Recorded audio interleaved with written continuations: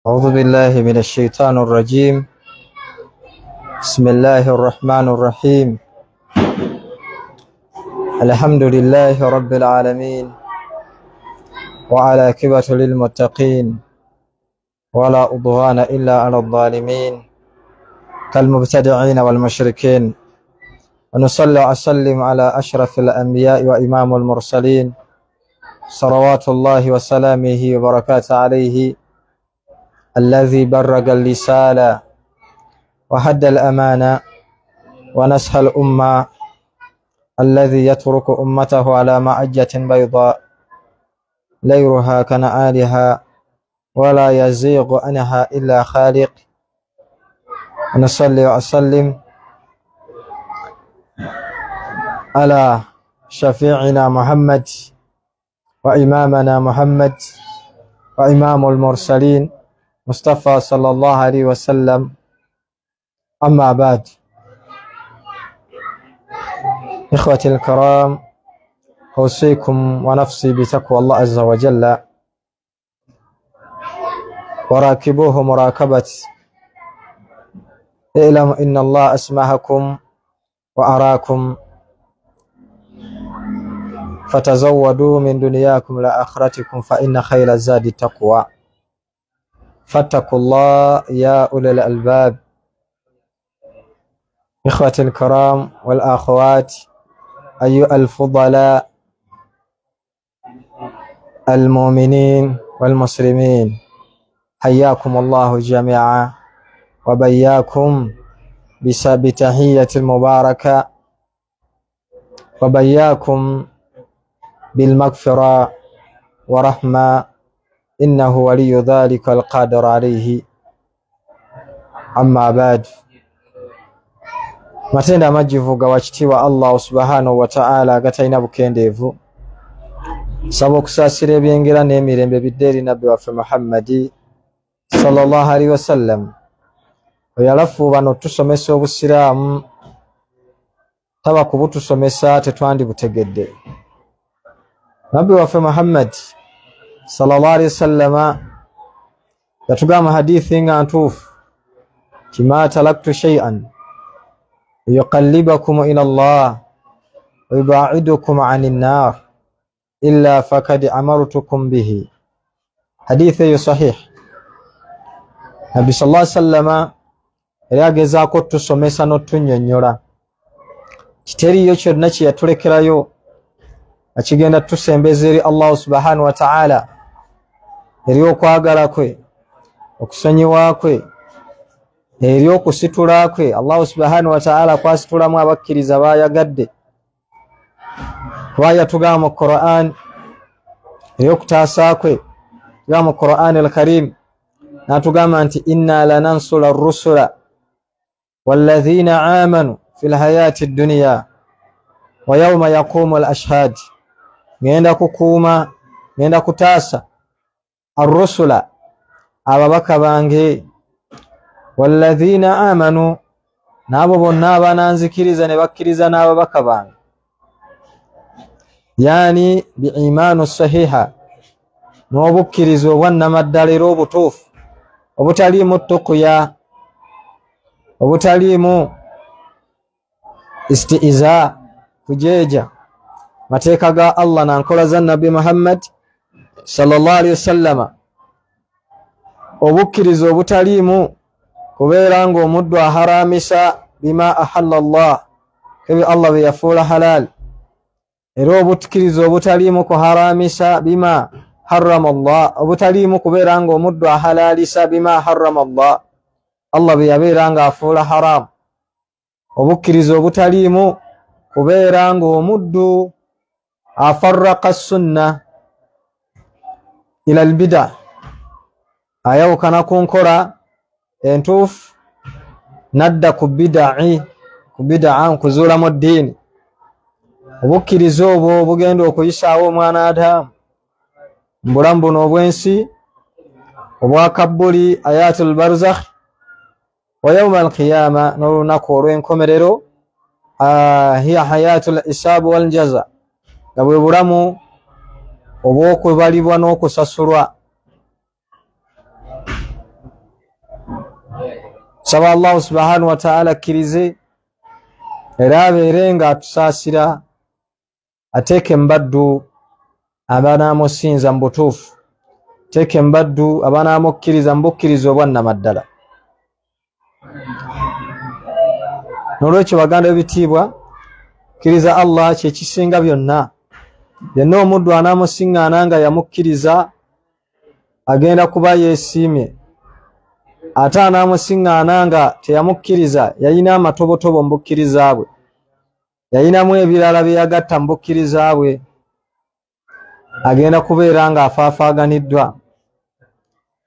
Kubanga Allah yagamba nti inna alladhina amanu wa lam yalbisu imanahum bidhulumi, mazima ddala abakkiriza ne batatabula bukkiriza bwabwe na bulyazaamaanya, Allah subhanahu wa ta'ala yabasuubiza wahdanga nnene, bayina essuubi ddene Allah waabwe subhanahu wa ta'ala okuba agenda basiima n'okubasasula olusasula olunene.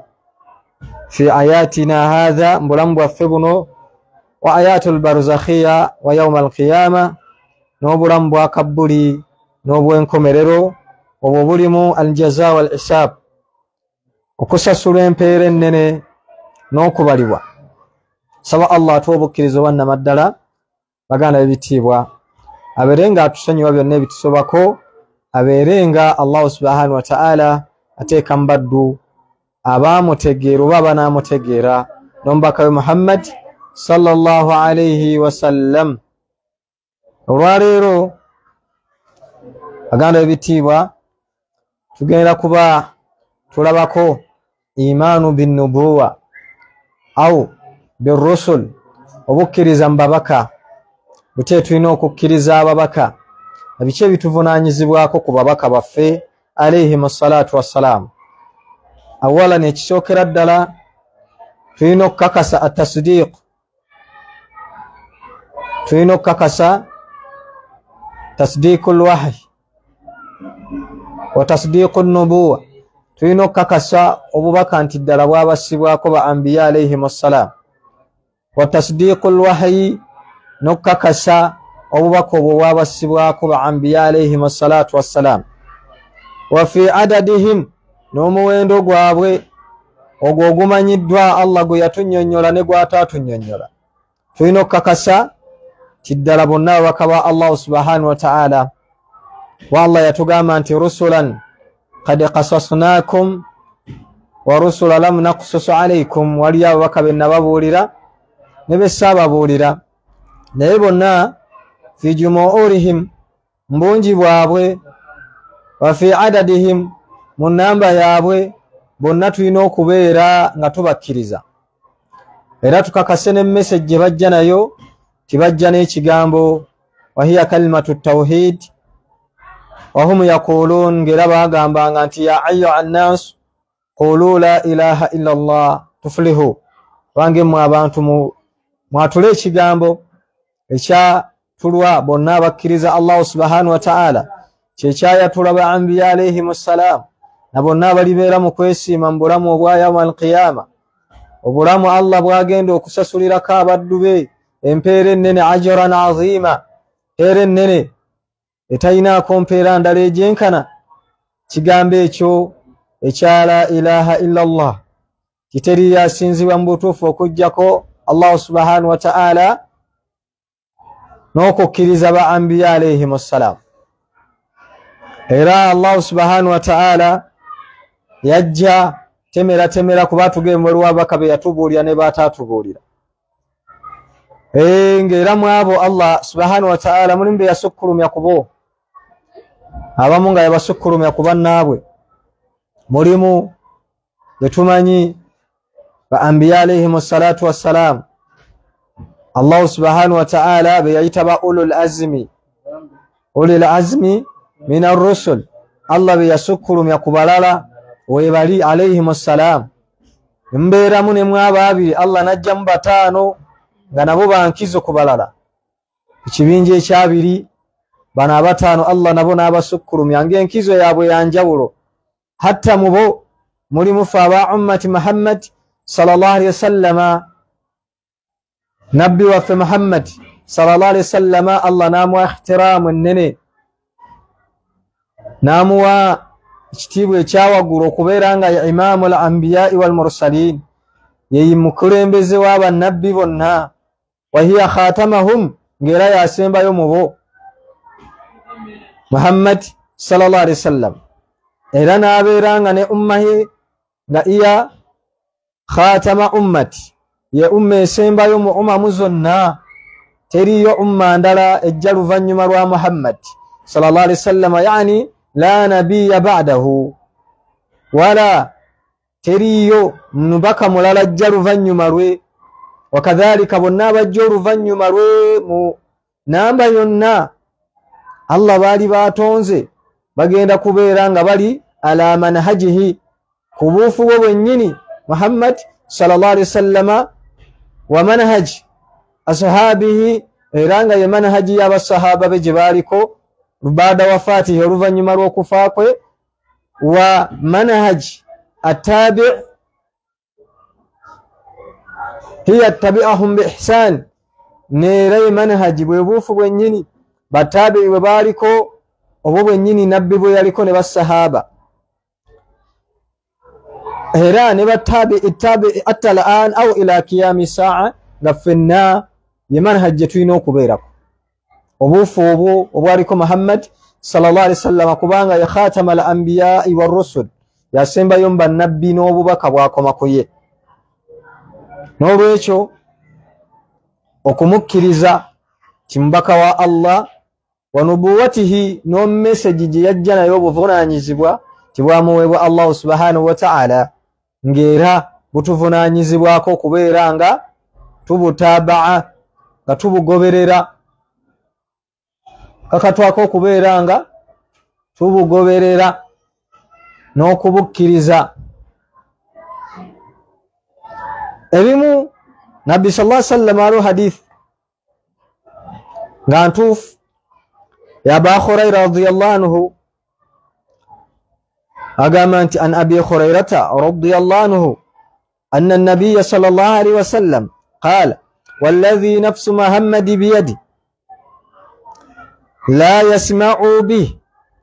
يسمع بي أحد من هذه الأمة يهودي ولا نصراني ثم يموت ولم يؤمن بالذي أرسلتم به إلا كان من أصحاب النار حديثين صحيح توفو مسند البخاري ومسلم تراغا مسج يا نبي محمد صلى الله عليه وسلم نوبو توفو بwe Muhammad sallallahu alaihi wasallam nobwenyini obukakafu bw'okubeera nga kitukakatako mugoberera Muhammad sallallahu alaihi wasallam ala manhajihi kubufu bwenyini bwe yaliko wa hiya manhaju salima wa taslima nga bwe bufu obunyonyofu era nga bwe bugenda okubeera nga bulungamirako bonna abanaafuna enkomerero entuufu era nga ennungi Nabi sallallahu alaihi wasallam hadithi eno ya Aba Hurayra radiyallahu anhu yaluga nti walladhi nafsu Muhammadi biyadi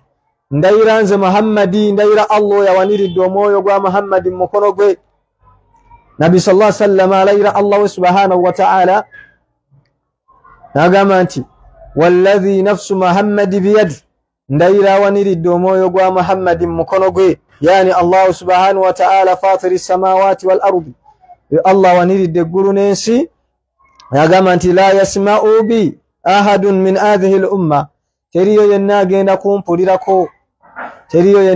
kumpulirako yadde kundabako yani yinzo kigattagattawo wonna yani yenna alimuwulirako Muhammad sallallahu alaihi wasallama kyekigambo kyaga nteri yenna agenda kumpulirako mu umma eno mulembe guno gwe nasindikibwamu nze Muhammad sallallahu alaihi wasallama yahudiyun muyahudi wala nasraniyun obanga munasara abayahudi daiman lubeerera tunyonyola tugamba nti ekyo ekigambo kyabamanyi ittafa al umma nga umma yakyegattako ti al yahud abayahudi be babakkiriza abategeera amazima ne batagagoberera yani bategeera message yaba anbiya alayhimus salam ne bategeera message Allah subhanahu wa ta'ala gye yayagala bategeere ne batagikkiriza humu yahudi abo bayahudi wannasara taba nasara bebo abakola bighairi ilm nga bakola nga tebajja kukumanya beba nasara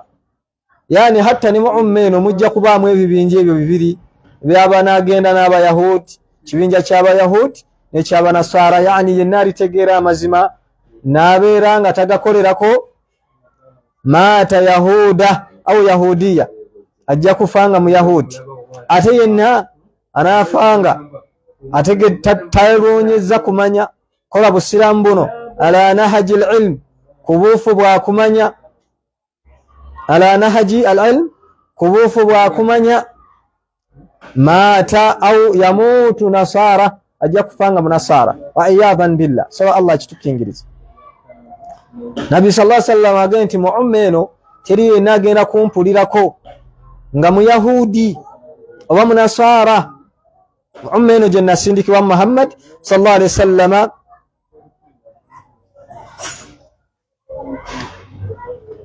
oluvanyuma Allah namugerera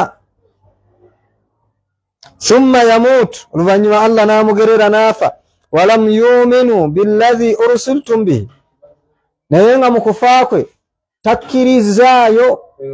takkiriza byonna bye nasindikibwa nabyo bye natumibwa nabyo yani message najja nayo tagikkiriza tangoberedde tasinzizza nga bwe nasomesa Allah bwe yansindika nsomese nasinza ghairi llah bitali Allah subhanahu wa ta'ala nabeera ku manhaji ghaira manhajin etali muufu bwennyini bwe naliko Muhammad sallallahu alaihi wasallam yagamba Nabi Muhammad sallallahu alaihi wasallam illa kana min ashabin nar kuleko muddo oyo agenda kubeera mbamuliro wa iyadhan billah yani agenda kuzuukizibwa mbantu bamuliro Allah empeera agenda muwa yakubeera mumuliro kubanga lwaki teyakkiriza message Muhammad sallallahu alaihi wasallam giyajja nayo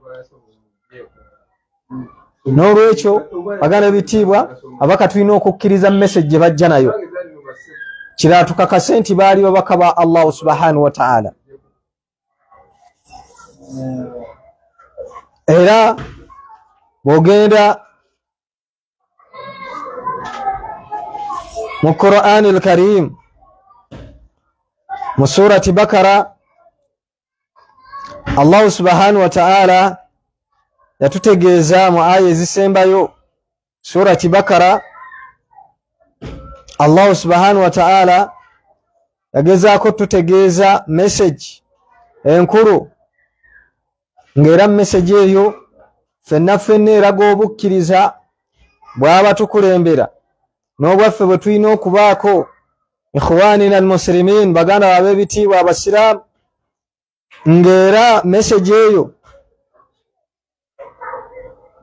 Allah subhanahu wa ta'ala yatugamba nti amana ar-rasulu bima unzila ilayhi min rabbihim wal mu'minin agamba Allah subhanahu wa ta'ala muteeka lino ti amana ar-rasulu bima unzila ilayhi min rabbihim wal mu'minin timazima ddala ababaka bakkiriza ebyo Allah waabwe subhanahu wa ta'ala bye yabassaako wal mu'minin n'abakkiriza Allah subhanahu wa ta'ala n'ababaka alayhimu salatu wassalam amakulu ababaka bakkiriza obubaka obwabasibwako n'abakkiriza nabo ne bakkiriza obubaka message eyo Allah gye yassa ku babaka alayhimu salatu wassalam kullun amana billah wa malaikatihi wa kutubihi wa rusul kullun amana billah bonna bonna baayatula ne bagamba nti tukkiriza Allah wa malaikatihi ne bamalayika be wa kutubihi n'ebitabo bye wa rusulihi n'ababaka yani abakkiriza bakkiriza n'ababaka nti ddala rasulullah babaka ba Allah era balina message eri special ng'eva eri Allah ng'edda gye bali abakkiriza message eri special okuva eri Allah ng'edda eri ez'enjawulo Allah subhanahu wa ta'ala ze yasindikamu ababaka alayhimu salatu wassalam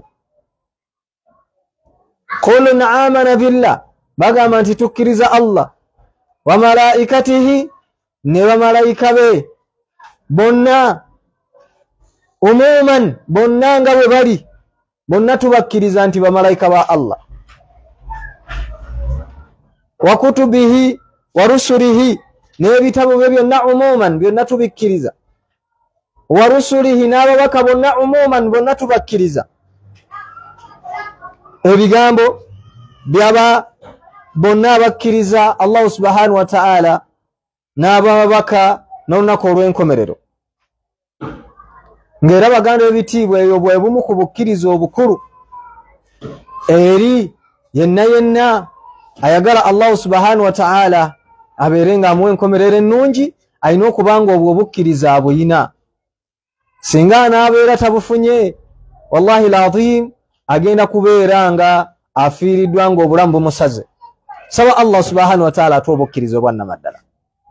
Ataase tuqya, kubuzaabuza, imaanun muzabzab, imaani erimu okubuzaabuza, erimu okugwa ku kkono ne ku ddyo.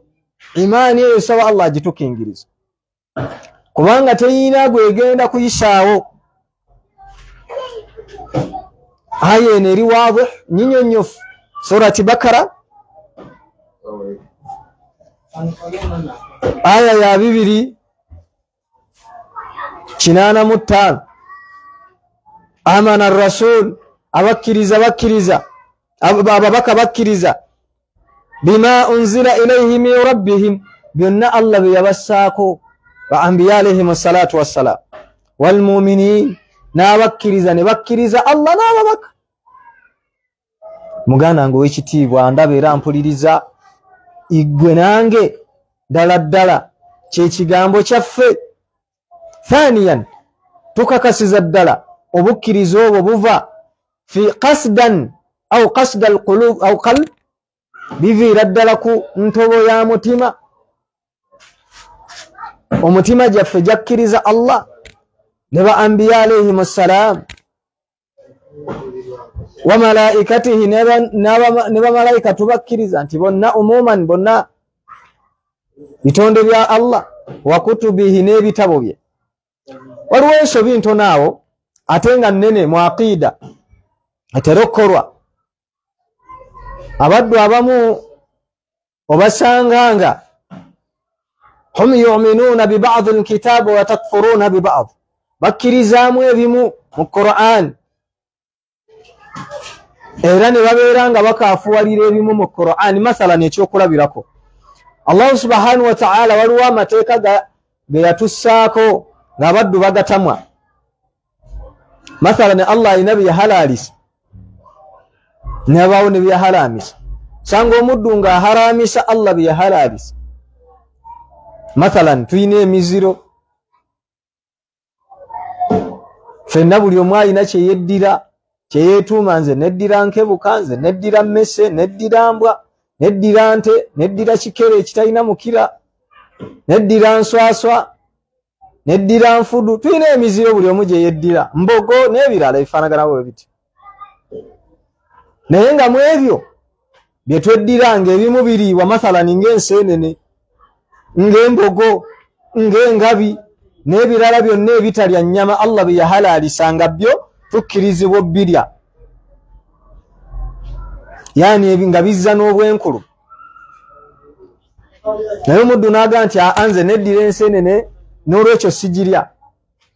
Muganda ngo w'ekitiibwa oba tonnabeera mu aya eno, kuba Allah agambye nti amana ar-rasulu bima unzila ilayhi min rabbih, bannabbi bo bakkiriza Allah bye yabassaako amateeka gonna tibagenda gateeka mu nkola n'ogatuusa ku bantu. Wal mu'minin, ne bonna ababakkiriza abaagala okubeera nga bakkiriza Allah n'aba anbiya alayhim assalam, nabo bakkiriza amateeka ga Allah. Yani la yuharrimu ma ahalla Allah, tebaharamisa Allah bye yahalalisa, wala yuhallilu ma harrama Allah, era tebahalalisa Allah bye yaharamisa. Be bakkiriza. Ekirala, bakkiriza bamalayika ba Allah. Waliwo n'ensobi endala awo gye tukola, tera nnyo tuuma abantu, gundi oli malayika. Malayika wali ogirabyeko, akhil karim, ukhtal karima, omwami wo gw'oyita malayika wali olabe ku malayika bwefaanagana. Ne twegabira sifa ezitali zaffe mu mbeera y'okubeera nga tulaga nti masha Allah tuli basiimu. N'olwekyo baganda ebitiibwa obukkiriza obwo okukkiriza ba anbiya alayhimu salatu wassalaamu kitukakatako. Ekirala kitukakatako ffenna mu kukkiriza ababaka almahabbatihim okubaagala. Tulina okubaagala ba anbiya alayhimu salatu wassalaamu, tulina okubaagala. Era Allah subhanahu wa ta'ala yaleeta ayati mpitivu nnyo mu Qur'an al-Karim ng'alaga kyobukkiriza obwannamaddala bulimu okwagala ababaka alayhimu salaam.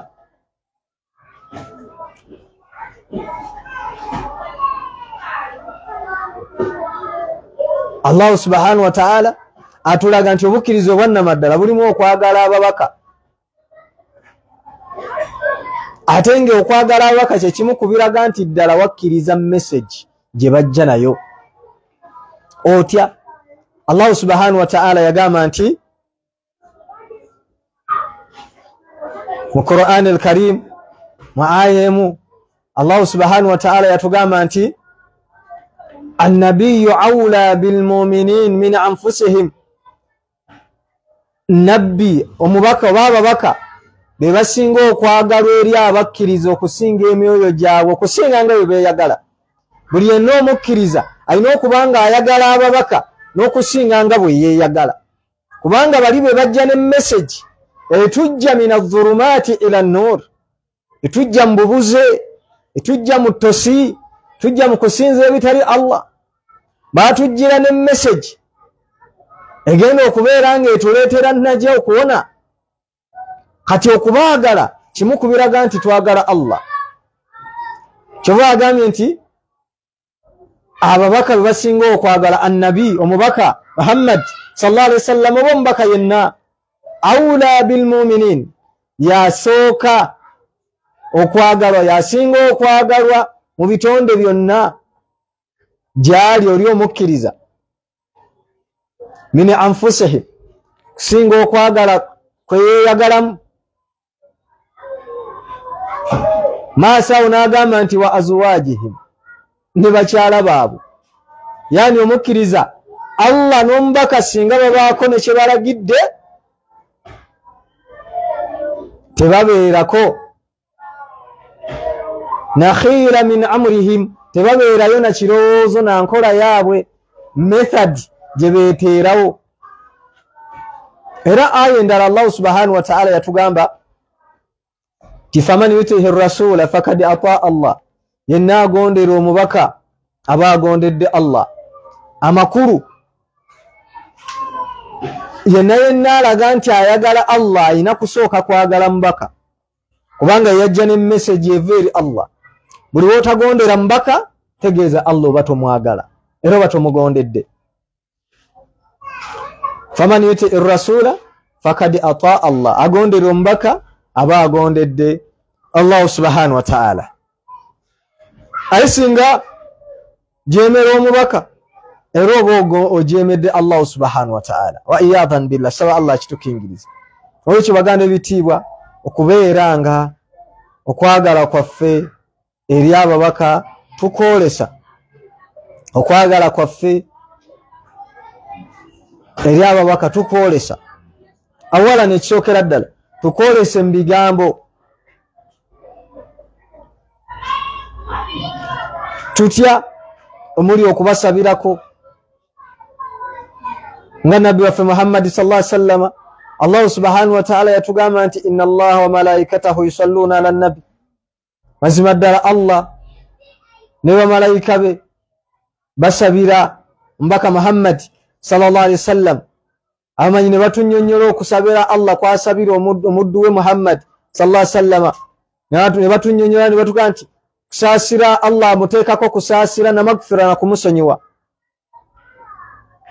kubanga era mu Qur'an yagamba nti liyaghfira laka Allahu ma takaddama min dhanbihi wa ma ta'akhkhar.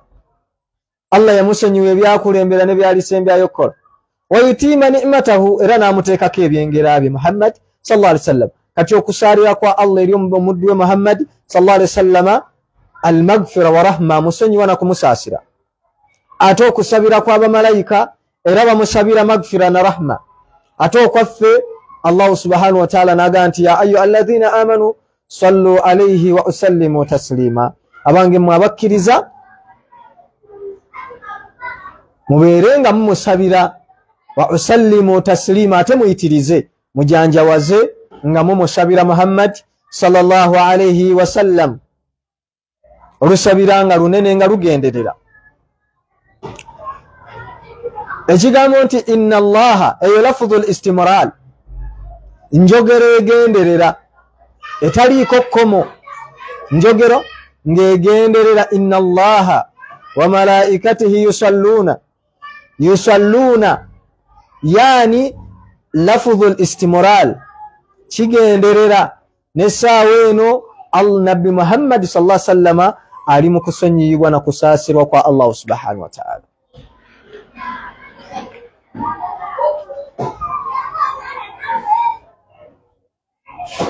N'olwekyo baganda ebitiibwa okwagala omubaka Muhammad sallallahu alaihi wasallam. Ate netasukka komo kubeera nga tuyingira mu shubha mbibuzaabuza nga abasuufi bwe bakola ne basukka ekkomo, nga abalala firqaati ez'enjawulo bakhawarij bwe basukka ekkomo ne bava ku nahaji entuufu, manhaji entuufu eyaliko Muhammad sallallahu alaihi wasallam ne basahaba ridwanullahi alayhi ne bakwata ekkubo eritali lya bulungamu.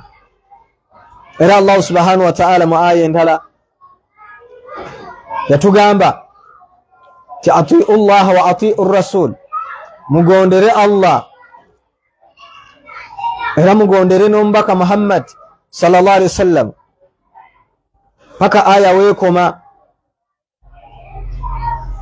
muyateera n'abakulembeze nti wa ulil amru minkum, n'abo balinako obuvunaanyizibwa mu bukulembeze, yani abamanyi bakyegattako. Ittafaqa al ulama, abamanyi bakyegattako ne bagaba ulil amru minni, abalina obuvunaanyizibwa gye tuli abakulembeze baffe abo Allah be yali ategeeza mwe muli abo abali ku Qur'ani ne Sunna, bali ku Qur'ani ne Sunna. Abo okubajeemera kimu kubiraga nti olina obukendeevu mbukkiriza, kimu kubitta obukkiriza abo.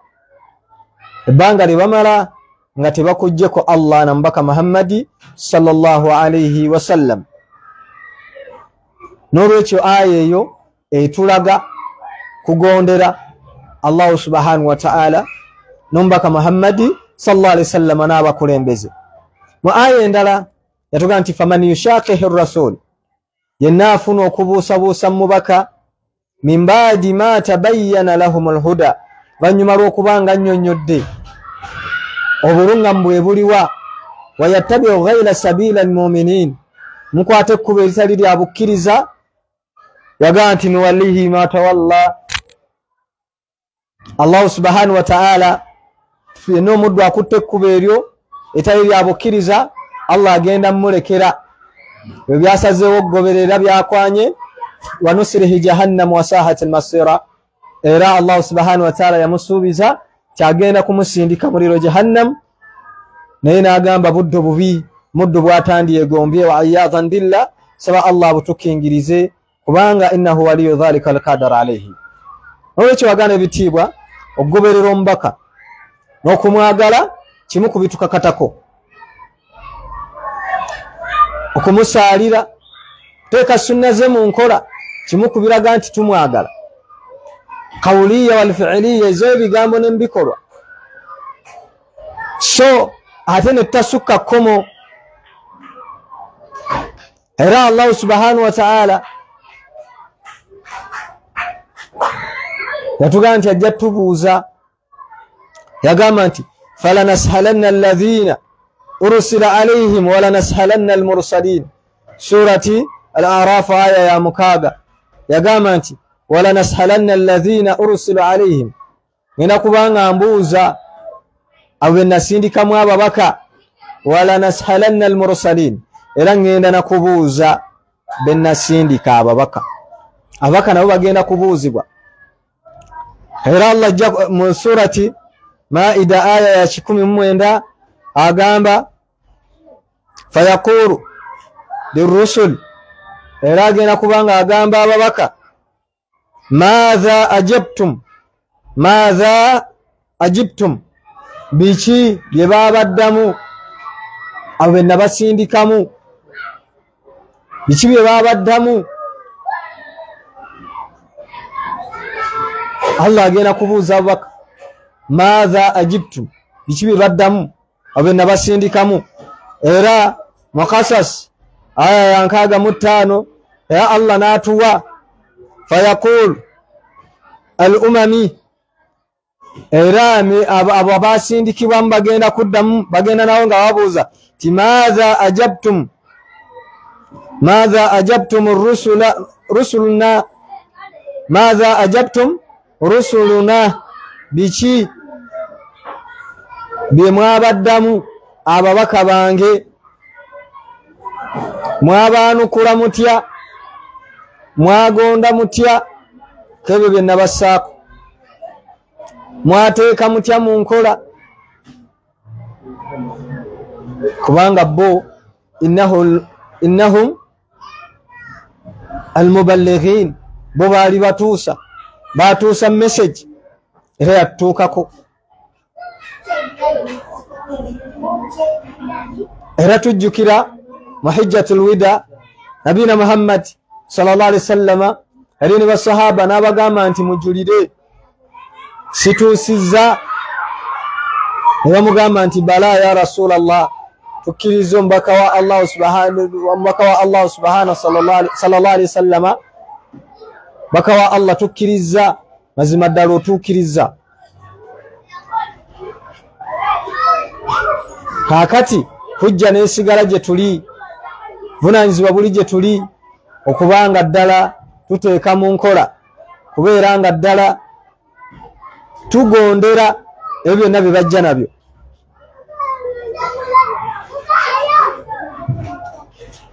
era nga bye bajja nabyo mwe muli amateeka ga Allah agali mu Qur'an n'ebyo bo bye baasomesa nga Muhammad sallallahu alaihi wasallam hadithi mpitirivu nnyo n'ebikolwa bingi nnyo bye yakola nga byonna ddiini tulina kubanga tubiteeka mu nkola ne atharu ze yatulekerawo ng'ez'abasahaba ridwanullah alaihi ajma'in asahaba abana kuru Abubakar Umar Uthman ne Ali radiyallahu anhum yatugamba nti wa sunnati al-khulafa ar-rashidin al-mahdiyyin min ba'd natugamba nti tamassaku biha fa'addu 'alayha bin nawajiz munywerere ku nkola zange n'ezaabwe fa'addu 'alayha bin nawajiz muzeekwateko olwekwata olwannamaddala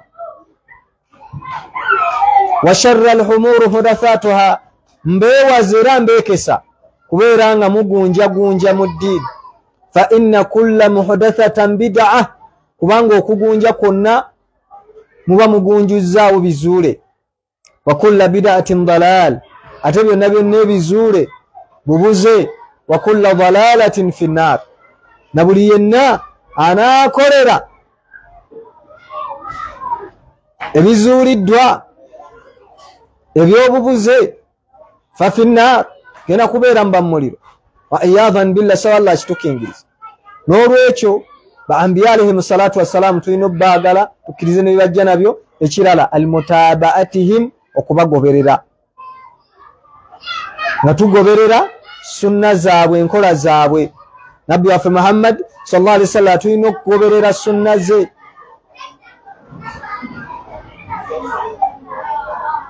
yagamba nti taraktum bi amrayn mbalekedde amakuba abiri oba mbalese ku bintu bibiri ku bikolo bibiri kitab Allah wa sunnati balekese ku Qur'ani n'enkola zange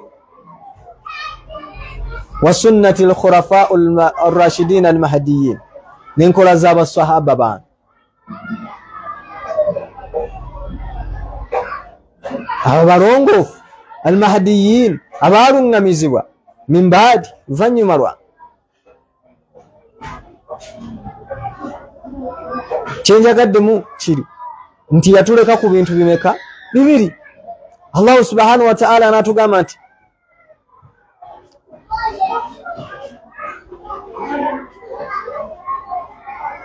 wa in tanaza'tum fi shay'in faruddu ila Allahi wa lirrasul, singa mufunangamu ebibabalabankanya ebibabuzaabuza farudduhu ila Allah, mudde eri Qur'an eri Allah subhanahu wa ta'ala wa lirrasuli neri omubaka Muhammadi sallallahu alaihi wasallam, mulabe butya bwe yalungamya butya bwe yasomesa. Guidelines ze ziriwa sobola okubeera mu baddu abagenda okuwona minan naji'in. Kena yagala okubeera mba okuwona ayina kukunywerera ku Qur'ani na nkola za Nabbi sallallahu alaihi wasallam, yani akole obwennyini bw'okugoberera. Omu ku balongoofu waliwo kawulu ye yagamba nti la yambagiri rasul, tekigwanye eri omubaka ayatabi'u fi raha, kubeera nga agobererwa mu mbeera za bwangu, yani nga tuli omudoba mu nkola ze ne tukola optionals mu nkola ze mbaka sallallahu alaihi wasallam, wayatruku fi shidda, ate ne tumuleka ezimu ne tuzireka enkola ze, yani ne tumugoberera mbimu ebya ne tubigaana. Tekigwanidde eri yenna amugoberera, era tekigwanidde eri omubaka. Era Allah n'atugamba mu Qur'an al-Karim tilakad kana lakum fi rasulillahi uswatul hasana, mwine ekyokulabirako ekirungi kuva eri omubaka wange Muhammadi. lakad kana lakum fi rasulillahi, mazima ddala mwine ekyokulabirako ekirungi okuva eri omubaka Muhammad sallallahu alaihi wasallam uswatul hasana, kyakulabirako kirungi, yani yenna yenna ananywerera ku buufu bwe tagenda kubula, anaabufaako oyo anaabuvaako agenda kubeera mbabuze. Saba Allah subhanahu wa ta'ala ataase kubeera nga tuva ku buufu bw'omubaka Muhammadi sallallahu alaihi wasallam. N'obujulizi obulala bungi nnyo bagana ab'ebitiibwa obulaga ekyo, era obulaga nti ddala ddala Nabiina Muhammad sallallahu alaihi wasallam mubaka wa Allah, era yajja kubeera nga atusomesa ebi Allah subhanahu wa ta'ala bye yayagala atutegeeza, n'okubeera nga atunnyonnyola lwaki tuli mu bulamu buno obwensi.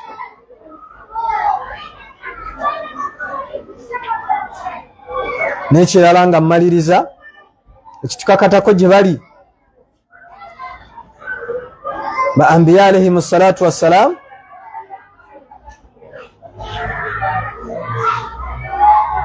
okubeera nga tubawa ekitiibwa. Ba anbiya alayhimu salatu wassalam tafdilahum, beera nga tubasukkulumya mu madaala Allah mwe basukulumiza. Ikhtiramahum, kubawa ekitiibwa kyabwe.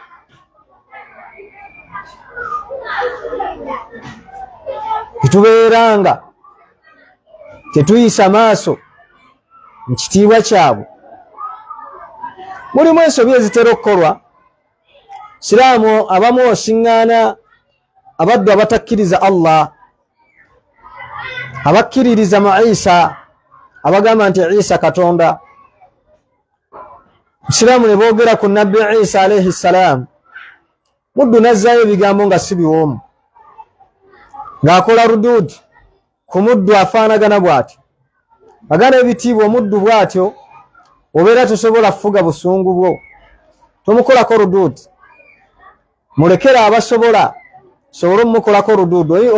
Awo tukolerawo ensobi nnyingi mu mbeera z'okukkakkanya omubaka wa Allah ne mu mbeera z'okujolonga message yajja nayo. kubanga bali abaddu Allah yatugamba nti bal huma adallu kal an'am, babuze balinga boolaba ebisolo birungamizibwa bulungamizibwa. Kati okukusaŋŋaana nga okola omujadala naye si kituufu, okayagana naye naddala nga toyina capability ne capacity eyogera naye mu mbeera esoboka ng'okimanyi olina obusungu ekisingako sirika.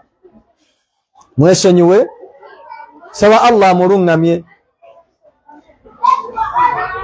kubanga ye mulungamye.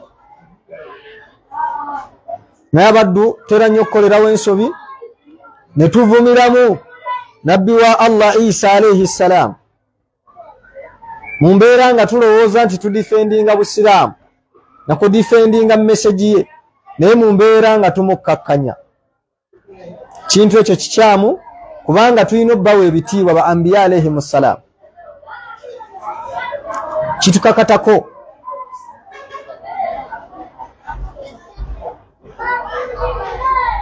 kubanga okubayisaamu amaaso kuba kukuyisa mu Allah maaso, kubakkakkanya kuba kukakkanya message bajja nayo. Yadde omuddu akoze ensobi tekitegeeza nti naawe kola ensobi. Kola gwe, kola nasiha entuufu, kola lungamye nungamye entuufu, olongoosa olulongoosa olutuufu. So tokola ruduudu ng'egezaako okulumbagana message nabbi gye yajja nayo oba ekitiibwa ky'omubaka alayhi salam yenna. Naddala kitera nnyo okulabika ku bantu abo abaga nti bakkiriza Isa, babeera mu mbeera yaabwe ey'okulaga nti abatamukkiriza abatategeera nga bo bwe babitegeera babuze. Basiraamu batera nnyo ofuna obusungu ne bazzaayo ebigambo kawulu ezitali ntuufu, zitali nnungi, nga zirimu obusagwa n'akabenje akanene, mbeera y'okukkakkanya ekitiibwa ky'omubaka Isa alayhi salam ne mu mbeera y'okukkakkanya message yajja nayo. Obeera nga tolina capability capacity emuradda, muleke tambula, genda, kyekisingako obulungi. Kuba nabbi sallallahu alayhi wa sallama yatulungamya natuga nti man kana yuminu billah wal yawmil akhir falyaqulu khayran aw liyasmut, yenna akkiriza Allah n'olunaku lw'enkomerero ayogere birungi, waba tasobodde asirike.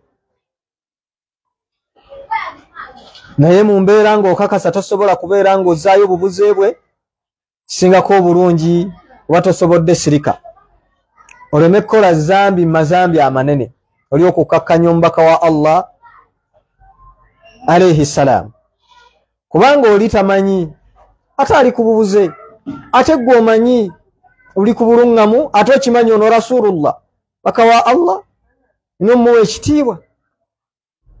Kyo kitukakatako.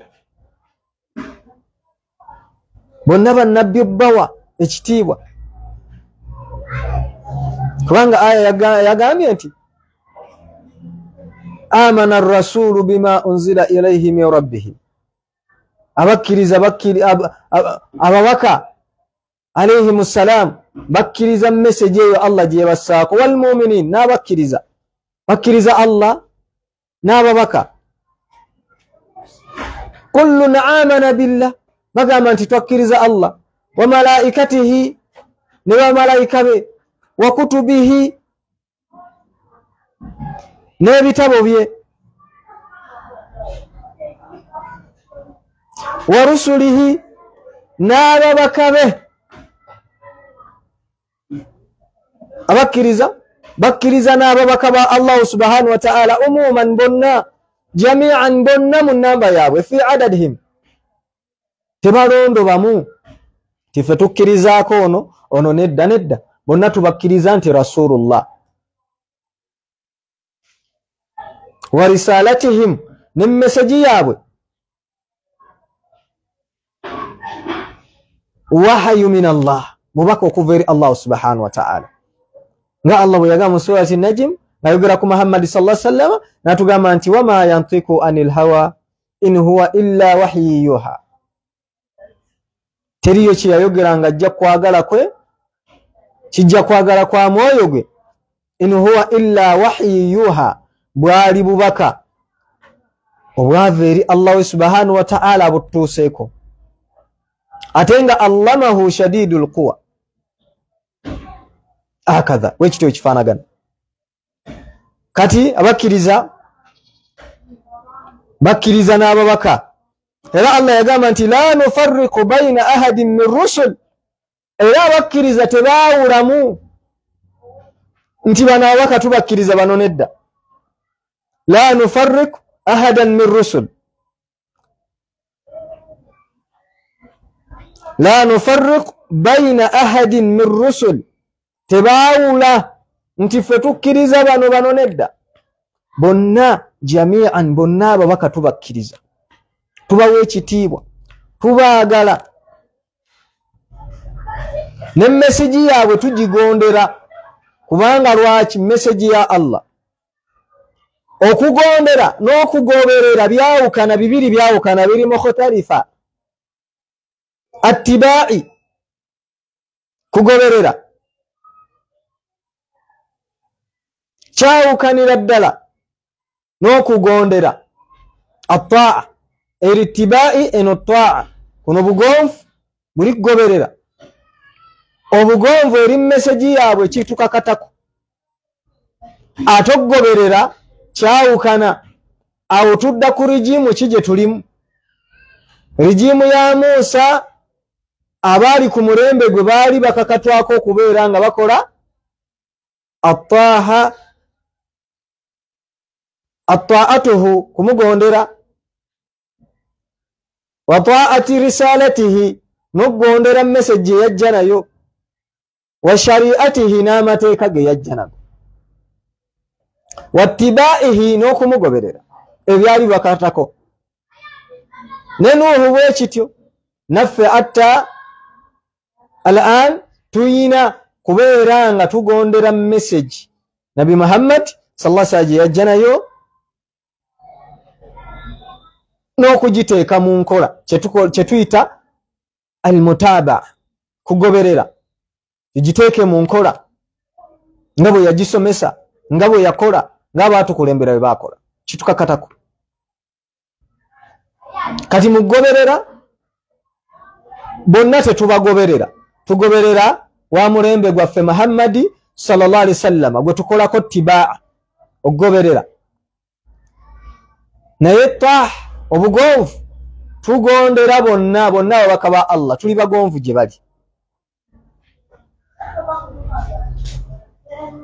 era message yaabwe tugikkiriza nti message eva eri ani eri Allah subhanahu wa ta'ala kyovola mu Quran tugisoma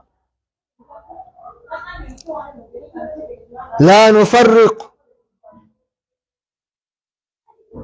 tetwawulamu bayna ahadin min rusul abakkiriza tebaawulamu ti bano abaka tubakkiriza bano nedda bonna tubakkiriza waqalu sami'na wa ata'na era bagamba nti sami'na tuwulidde wa ata'na era tugonze abakkiriza bagamba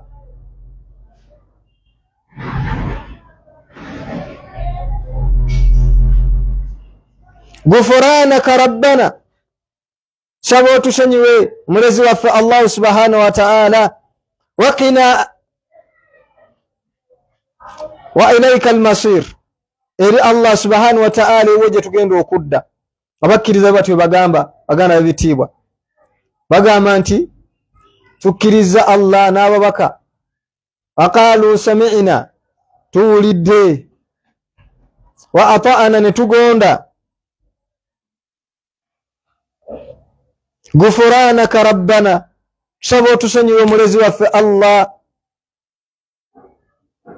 innaka sami wa ilayka al-masir eri gwe Allah subhanahu wa ta'ala je tugenda okudda oyo obukkiriza bw'abakkiriza bakkiriza Allah n'omubaka Muhammadi sallallahu alaihi wasallam abakkiriza ababaka bwe bukkiriza bwabo tetwawula bonna tubawa ekitiibwa tubagondera nti babaka baani tulina obugonvu gye bali obugonvu wano kiyinza okubuzaabuza muganda ngo ekitiibwa tiyo obugonvu tekitegeeza kuteeka mu nkola bye bajja nedda attiba okugoberera kirala n'obugonvu kirala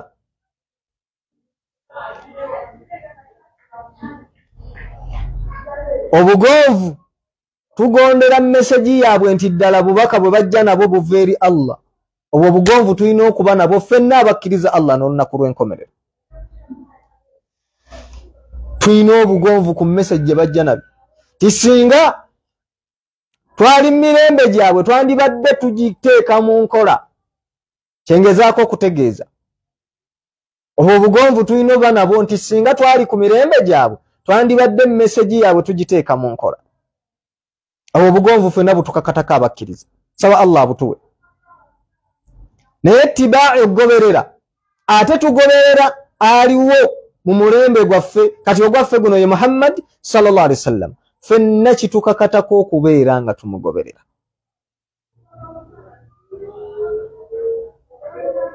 wahiya nahaju sahiha ye manhaji entuufu ffenna gye tulina okubaako ebyo bibiri oba bitegeerekese obugonvu n'okugoberera byawukana tugoberera kola ya nabbi sallallahu alaihi wasallam tugondera message y'aba anbiya yonna tugigondera era tukkiriza ti ya Allah subhanahu wa ta'ala yajibasa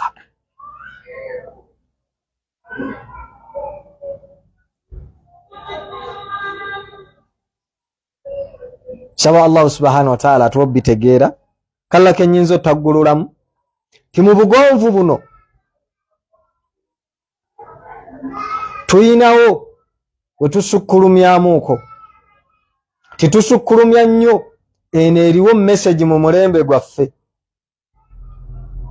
kubanga yasangulawo constitution ene yaffe gye tuliko Quran yasangulawo constitution ziziri endala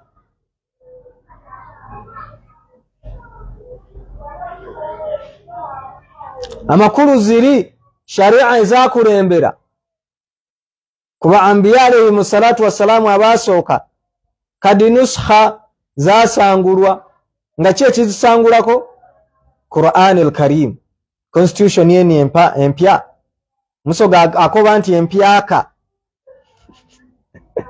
constitution yeni empyaka yajjawo ziri tatugoberera eno constitution empyaka netuleka eri enkadde naye tugikkiriza era tulina obugonvu gyeri nti singa yaliwo mulembe gwaffe nga yali yassibwa ku ffe twandibadde tugiteeka mu nkola obugonvu tulina okuba nabwo butukakatako mostly ffenna abagamba nti tuli bakkiriza oba abaagala okuba abakkiriza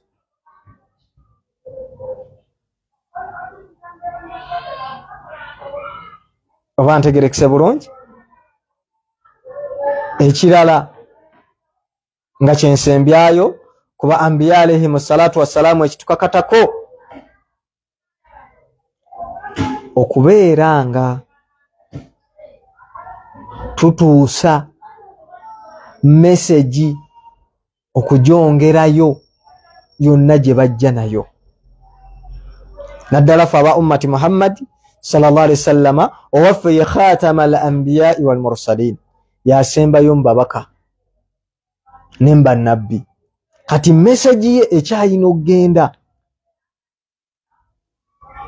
tulina ogitambuza throughout wonna buli kiseera wofunidde akaseera ogyongereyo naye ng'osoose gikola ki kugisoma kyovula yagamba mu Qur'ani Allah subhanahu wa ta'ala ti qul hadhihi sabil bagambe ababa umma yo Muhammad sallallahu alaihi wasallam hadhihi sabil lino kubo lyange nze Muhammad sallallahu alaihi wasallam ad'u ila Allah nkowola nammwe bantu nga mbazze eri Allah n'amajinni ala basilati nga mbakowoolera ku kumanya na bujulizi ana nze Muhammadi wa manittaba'ani na bonna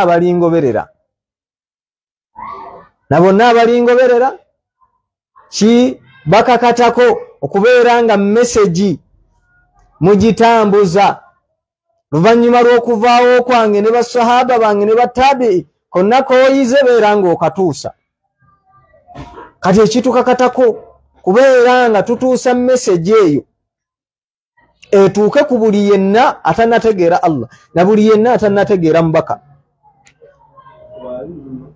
kitukakatako. Era yagamba mu hadithi Nabbi sallallahu alaihi wasallama nga mmaliriza